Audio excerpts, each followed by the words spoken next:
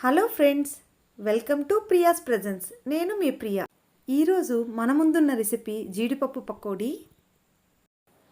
పిల్లలకే కాదు పెద్దలకు ఈ రెసిపీ నచ్చుతుంది.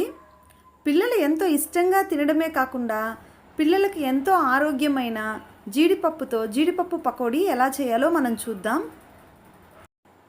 అందరూ ఖచ్చితంగా ట్రై చేయాల్సిన ఒక స్నాక్ అండి ఇది. మనం ముందుగా ఒక బౌల్ తీసుకొని అందులో ఒక కప్పు జీడిపప్పులు నానబెట్టుకుందాం. ఇవైతే 50 గ్రామ్స్ జీడిపప్పులు ఉంటాయండి. నేనైతే బద్దపప్పు తీసుకున్నాను.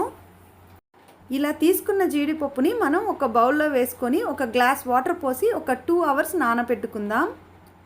జీడిపప్పు నానబెట్టకుండా అలానే కూడా తీసుకోవచ్చు, కానీ జీడిపప్పు నానిందంటే టేస్ట్ చాలా బాగుంటుంది. 2 గంటలు నానిన తర్వాత జీడిపప్పుని వాటర్ లేకుండా వడగట్టుకొని మనం ఒక బౌల్లోకి తీసుకుందాం. ఇప్పుడు ఇందులోకి మనం పకోడీకి కావాల్సిన ఇంగ్రీడియంట్స్ కలుపుకుందాం. ముందుగా ఒక చిటికెడు పసుపు, పిల్లలు తినగలిగినంత కారం మాత్రం వేసుకుందాం. నేనైతే ఒక 1/2 స్పూన్ నుంచి 1 స్పూన్ వరకు కారం వేస్తున్నాను. మీ పిల్లలు ఎంత కారం తినగలుగుతారో అంత కారం మాత్రం వేసుకోండి. మనం తీసుకున్న క్వాంటిటీకి సరిపడ్డ ఉప్పు వేసుకోండి. 1 టేబుల్ స్పూన్ అల్లం వెల్లుల్లి పేస్ట్ వేశాను. 1/2 టేబుల్ స్పూన్ గరం మసాలా వేసుకుంటున్నాను.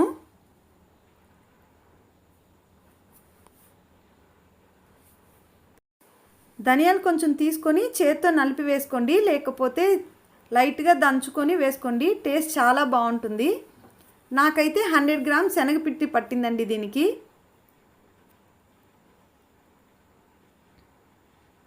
శనగపిండి వేసుకొని బాగా కలుపుకుందాం.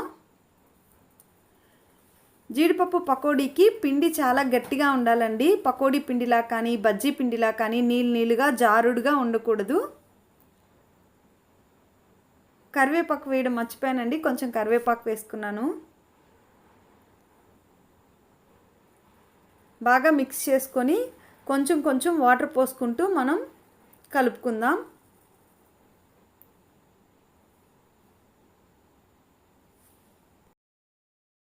ధనియాలు వెల్లుల్లి ఫ్లేవర్ వల్ల మనకి పకోడీ స్మెల్ చాలా బాగుంటుంది.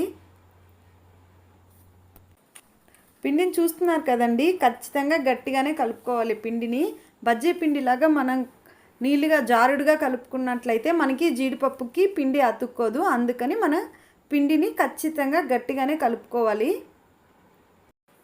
ఇలా కలుపుకున్న పిండిని మనం బాండల్లో వేసి డీప్ ఫ్రై చేసుకుందాం. ఆయిల్ బాగా వేడెక్కాలండి. బాగా వేడెక్కిన తర్వాత ఫ్లేమ్ని మనం మీడియం ఫ్లేమ్లోకి మార్చుకొని మనం పకోడీ వేసుకోవడం స్టార్ట్ చేద్దాం. నేనైతే కొంచెం నూనె వేసుకున్నానండి, ఎక్కువ నూనె వేసుకోలేదు. మనది కొంచెం అమౌంట్ కాబట్టి నేను కొద్దిగా నూనె వేసుకున్నాను. పిల్లలకు చాలా నచ్చుతుందండి ఈ స్నాక్స్. మీరు ఖచ్చితంగా ఈవినింగ్ టైంలో ట్రై చేయండి.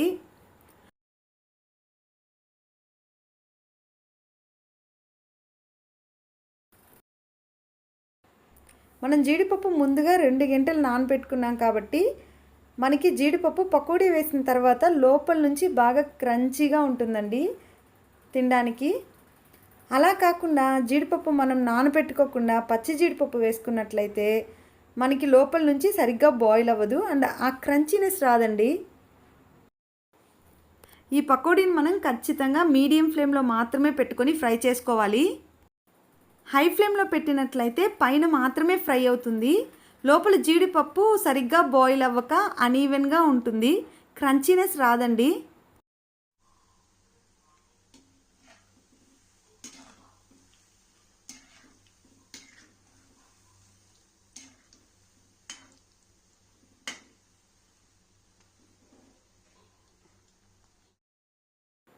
పకోడీని బాగా గోల్డెన్ బ్రౌన్ వచ్చే వరకు ఫ్రై చేసుకొని మనం పక్కకి తీసి పెట్టుకుందాం. పకోడీలో కరివేపాకు వేయడం వల్ల స్మెల్ కానీ టేస్ట్ కానీ చాలా బాగుంటుంది. పిల్లలు ఈ స్నాక్ చాలా ఇష్టంగా తింటారండి, ఎందుకంటే జీడిపప్పులు అంటే అందరికీ, పిల్లలకి పెద్దలకి అందరికీ చాలా ఇష్టం. అది ఇలా పకోడీగా చేయడం వల్ల వాళ్ళకి స్నాక్స్గా చాలా నచ్చుతుంది. మన జీడిపప్పు పకోడీ రెడీ అయిపోయిందండి. మనం బౌల్లోకి సర్వ్ చేసుకుందాం. ఇది చాలా క్రంచీగా ఉంటుందండి. పిల్లలు తినడానికి చాలా ఇష్టపడతారు.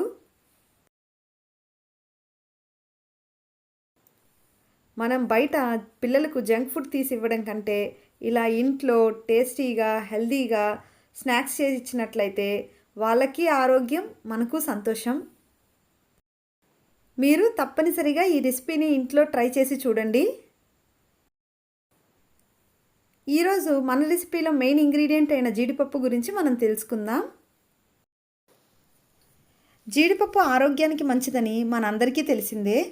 జీడిపప్పులో ప్రోటీన్, ఫైబర్, జింక్, కొవ్వు పదార్థాలతో పాటు యాంటీ ఆక్సిడెంట్స్ ఎక్కువగా ఉండడం వల్ల మన ఆరోగ్యానికి చాలా మంచిది. జీడిపప్పు కొలెస్ట్రాల్ను తగ్గిస్తుంది. అంతేకాకుండా షుగర్ రాకుండా ఉండడంలో కూడా మనకి జీడిపప్పు ఉపయోగపడుతుంది. పిల్లల కంటికి జీడిపప్పు చాలా మంచిదండి. పిల్లలకు ఒక రోజుకు 5 నుంచి 8 వరకు జీడిపప్పులు మనం నానబెట్టి డైలీ ఇవ్వడం వల్ల వాళ్ళ ఆరోగ్యానికి ఎంతో మంచిది. ఈ రెసిపీ మీకు నచ్చిందనే అనుకుంటున్నాను. ఇలాంటి మరెన్నో రెసిపీస్ కోసం మన ఛానల్ను లైక్ చేయండి, షేర్ చేయండి, సబ్స్క్రైబ్ చేసుకోండి.